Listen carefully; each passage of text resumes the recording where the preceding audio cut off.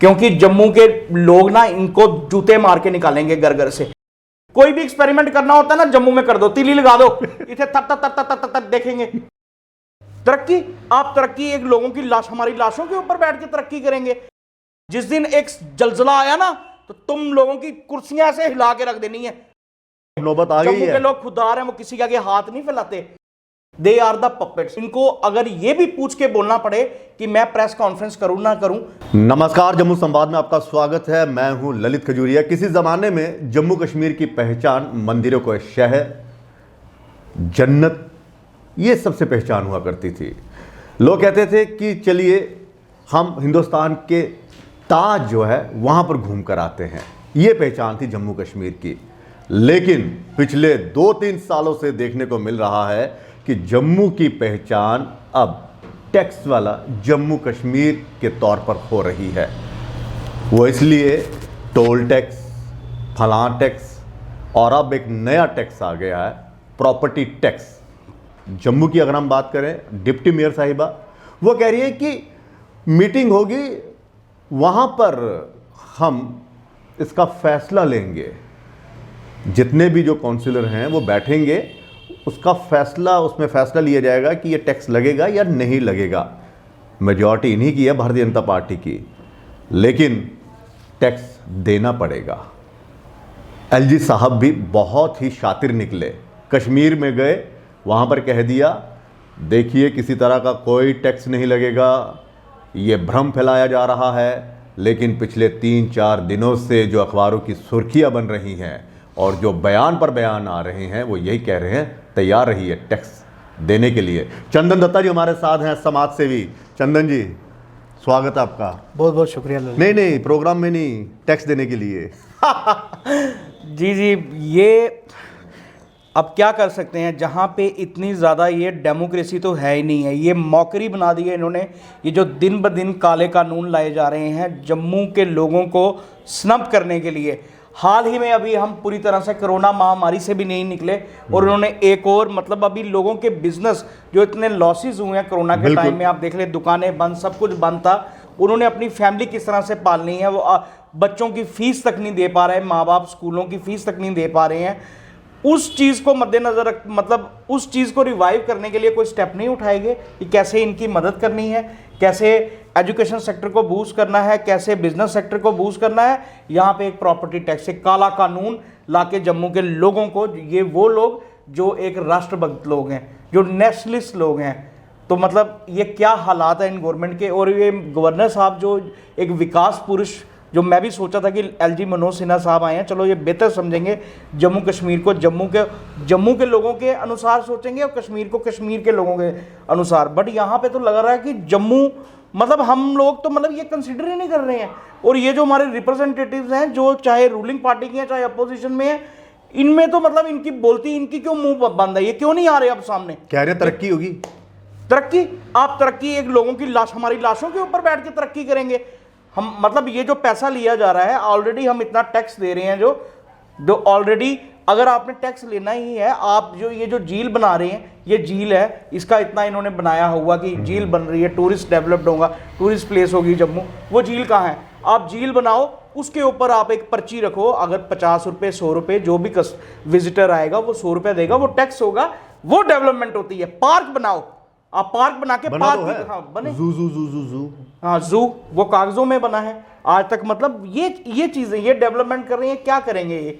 मतलब अगर आपने डेवलपमेंट इस बेसिस पे करनी है कि लोगों को मार के उनकी लाशों के ऊपर, तो ये सियासत सर, ये आपको मुबारक हो ना। ऐसी मतलब आपका ना अब गड़ा भर चुका है। मैं ये कहूँगा कि मतलब इतनी ज़्यादा इस करके नहीं, मुझे दुख हो रहा है। देखो, हम किसी पॉलिटिकल पार्टी से ना एफिलिएटेड है, ना ये सोच है। एक आम आदमी को देखो आज कहाँ पे वो, मतलब युवाओं के पास नौकरी नहीं है। बिल्कुल। ऑलरेडी जम्मू, अगर आर्टिकल 370 के एब्रोगेशन को जम्मू को लोगों ने पूर्ण तौर से समर्थन दिया, क्या आज थी उनकी कि जो 70 साल से डिस्क्रिमिनेशन हुई है वो कहीं ना कहीं खत्म होगी।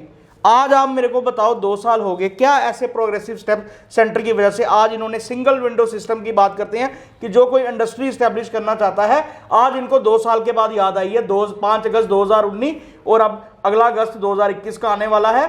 चलो कोरोना को टाइम निकाल दो, फिर भी 1 साल के बाद प्रोसेस देखो ना कितना स्लो है। कब इंडस्ट्री होगी? मतलब एक चंदन आज, बिल्कुल बिल्कुल, हाँ हम बिल्कुल। आज जो युवा 30-35 के कगार पे बेरोजगार खड़ा है, इनकी तो ये जनरेशन ही खत्म कर देंगे। ये मतलब ये तो एक वेल स्टैंड स्ट्रेटजी है कि जम्मू के देशभक्त जो युवा हैं उनको कैसे खत्म किया जाए, उनको निकाला जाए यहां से। ये तो वेल प्लान स्ट्रेटजी है हमारे मतलब टारगेट करने की। युवा बेरोजगार बैठे हैं, इंडस्ट्री ठप हो गई है, इंडस्ट्री ठप हुई है, कोई डेवलपमेंट, दुकानों के पास कोई कस्टमर नहीं है, पैसा मार्केट में है नहीं, फ्लो ऑफ मनी है ही नहीं मार्केट में। वो लोग ऑलरेडी जो उधार देके बैंकों से लोन लेके बैठे हुए हैं, बैंकों की किस्तें तक नहीं दे पा रहे, बच्चों की फीसें नहीं दे पा रहे, खिला नहीं पा रहे उनको, शॉपिंग तो दूर की बात है। मतलब कहने का मतलब ये हर तरह से एक आम आदमी जो एक मतलब चाहे वो टॉप क्लास बिजनेसमैन हो, मिडिल क्लास हो, एसएमबी, हर सेक्टर हिट हुआ है इस कोरोना से। और ऊपर से आप खासकर कोई एक्सेसिव पैकेज देने के बजाय आप क्या कह रहे हैं, प्रॉपर्टी टैक्स लगा रहे हैं।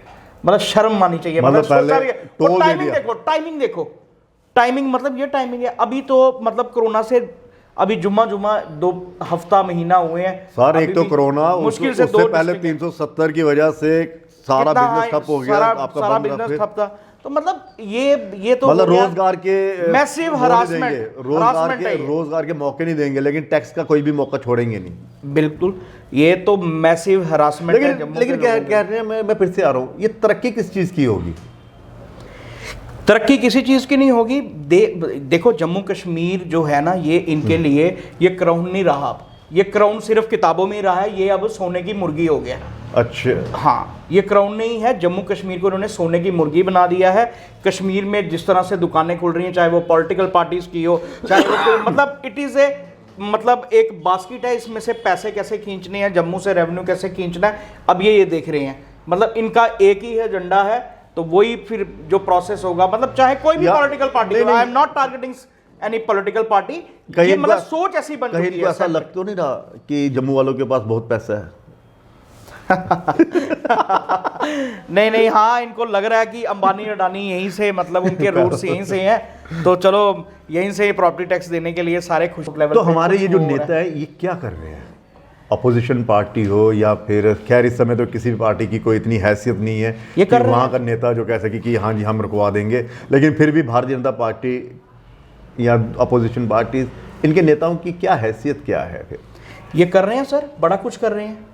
ये कर रहे हैं, ये देख रहे हैं कि उसके एरिया में कौन से नेता की मतलब रिश्तेदार की नौकरी लगी, मेरी नहीं लगी, उसकी ट्रांसफ़र एज ए जम्मू में होगी, तो मेरी वाली क्यों वहाँ पे है, मैं भी उसको जम्मू लाऊंगा, या फिर अपना अफसर अपना ऑफिसर लाएंगे। ये कर रहे हैं, मतलब कहाँ से बिजनेस एवेन्यूज़ लेने हैं, बस इस तरह का इनका। मतलब आप बताओ, इनकी कोई सुनवाई है सिस्टम में?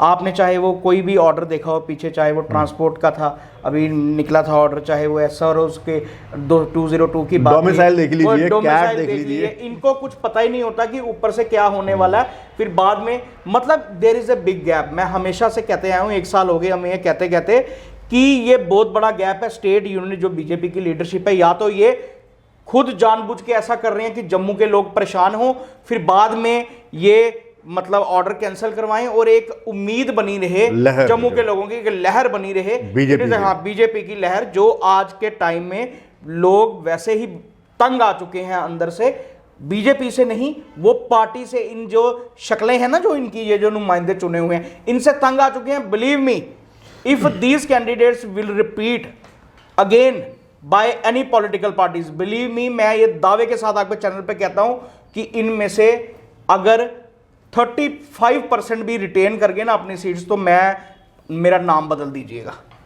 क्योंकि जम्मू के लोग ना इनको जूते मार के निकालेंगे घर घर से। जो इन्होंने हाल कर दिए ना, लोगों के पास घर पे अन्न तक नहीं है खाने के लिए। अब नौबत आ गई है। जम्मू के लोग खुददार हैं, वो किसी के आगे हाथ नहीं फैलाते। अगर आज मैं आपके चैनल में आया इंटरव्यू, आपको क्या पता मैंने मेरे घर के हालात क्या हैं, मेरी मदर को कितनी महीने की दवाई चाहिए, मेरे दादी को दादा को कितनी दवाई चाहिए, मेरी बहन को क्या क्या चाहिए, मेरी बच्चों को क्या क्या चाहिए। मतलब इतनी ज़्यादा परेशानी, ये मेंटली टॉर्चर, एक हरासमेंट का माहौल इन्होंने पैदा कर दिया है अपनी पॉलिटिक्स को चमकाने के लिए। लानत है ऐसी पॉलिटिक्स पे और ऐसी पॉलिटिकल सोच के ऊपर। ये इनको आने वाले टाइम में, इधर बड़े बड़े औरंगजेब शहनशाह नहीं रहे, बड़े बड़े ताजो तख्त नहीं रहे, तो ये क्या है? लेकिन इनको आपको लगता है डरना चाहिए? आपको लगता है कि ये इसलिए इतने बेलगाम हो गए हैं कि स्टेट से यूटी बन गई, हम लोग खामोश रहे। डोमिसाइल आ गया, स्टेट स्प्लिट हमारा ख़त्म हो गया, हम लोग खामोश रहे। टोल लगा, उस पर खामोश रहे। इनको पता चल गया कि जम्मू के लोग बोल नहीं सकते, खामोश रहे। ठीक है, बिल्कुल बिल्कुल। इनको बेसिकली ना ये जो हम लोग जज्बाती हैं, फॉर ग्रांटेड हम बड़े नहीं, जो जम्मू के लोग हैं बड़े जज्बाती हैं, बड़े नेशनलिस्ट हैं। 2 मिनट में मतलब नेशनलिस्ट, मतलब हमारे घर वाले अगर आज हम मतलब बात करेंगे ना कि जैसे प्रधानमंत्री मोदी, नरेंद्र भाई मोदी जी की, अमित शाह की, तो घर की माताओं में संवेदना है आज भी उनके प्रति कि नहीं ये बहुत अच्छा काम कर रहे हैं। मैं रियलिटी बता रहा हूँ इस चीज़ में। मतलब हम लोग इतने इमोशनल हैं, हम दिल से चाहते हैं, बट फिर भी हमें उम्मीद में इन लोगों से, क्योंकि इन लोगों की वहां तक या तो ये हमारी आवाज ही नहीं पहुंचा रहे, ये हमारी प्रॉब्लम्स को सेंटर तक पहुंचाने में या लेफ्टिनेंट गवर्नर तक पहुंचाने में नाकामयाब है। इनकी कोई से नहीं है, दे आर द पपेट्स।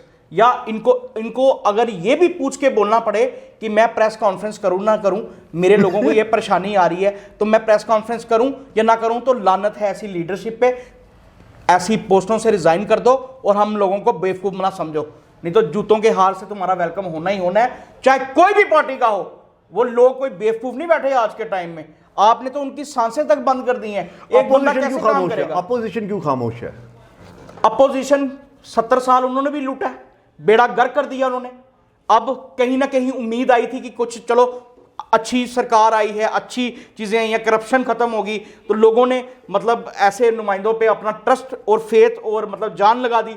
अब उनसे भी ज्यादा वर्स्ट सिनेरियो देखने को मिल रहा है, तो अब लोग कहां जाएंगे?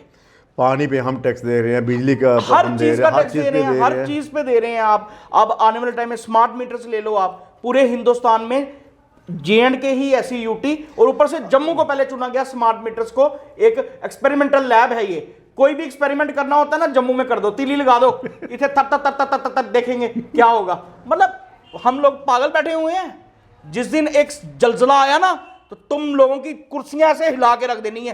तुम्हें पता नहीं है तुम कहां जम्मू के लोगों को ऐसे अंडर एस्टिमेट नहीं करो।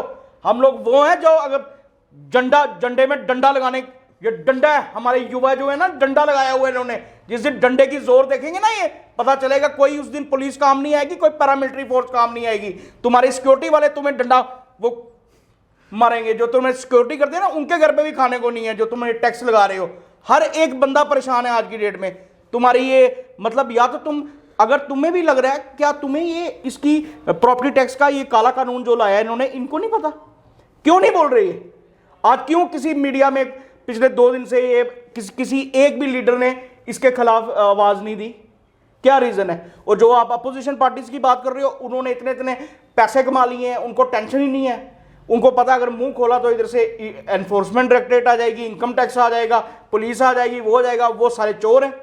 तो मतलब हम चारों तरफ से, मगर इसमें जनता का कसूर थोड़ा है। तो अच्छे लोगों को आने की जरूरत है ना उनको। आज ललित जी जो टाइम आया है ना, ये टाइम एक बहुत ज़्यादा एक कार्ल मार्क्स की थ्योरी है, मतलब ये एक्सट्रीम कैपिटलिज्म की स्टेज है आज की डेट में।